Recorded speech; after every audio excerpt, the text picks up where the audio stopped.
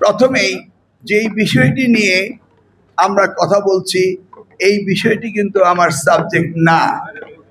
কারণ এই বিষয়টিকে নিয়ে আমি 2001 সাল থেকে 2006 সাল পর্যন্ত কাজ করে আমি এই নকলকে দাফন কাফন এবং 40 খেয়েই বিদায় নিয়েছিলাম, মনে আছে?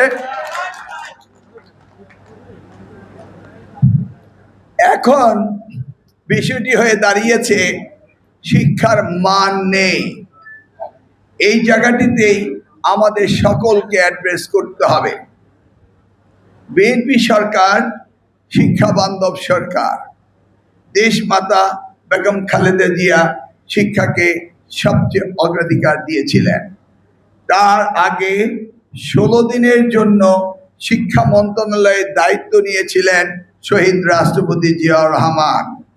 রিয়েলিস্টিক্যালি, প্র্যাকটিক্যালি উনি শিক্ষামন্ত্রীর দায়িত্ব নিয়েছিলেন জাস্ট ফর 16 ডেজ।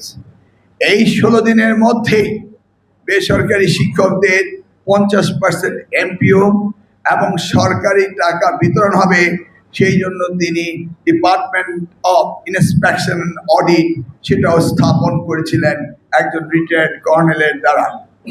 বাংলাদেশে শিক্ষার যাত্রা শুরু হয় শহীদ রাষ্ট্রপতি জিয়াউর রহমান থেকে, এবং তারই ধারাবাহিকতায় 1991 সালে দেশমাতা প্রধানমন্ত্রী হওয়ার পরে শিক্ষার ব্যাপক পরিবর্তন আসে। আপনারা হয়তো ভুলে গিয়েছেন যে তিনি 1992 সালে private university act, national university act, এই ধরনের অনেক বিষয়ে তিনি সুদূর প্রসারী চিন্তা ভাবনা করে তিনি কাজ করেছিলেন। সৌভাগ্য হয়েছিল আমাকে 2001 সালে ওনার ক্যাবিনেটে কাজ করার।